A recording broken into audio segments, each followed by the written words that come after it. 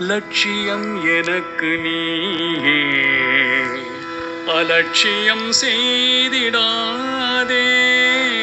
லலிதேஸ்வரி தாயே, புவனேஸ்வரி நீயே, கச்சை கட்டி என்னை நீ கவலைப்படுத்த எண்ணினால் காத்திடுவார் யாரோ.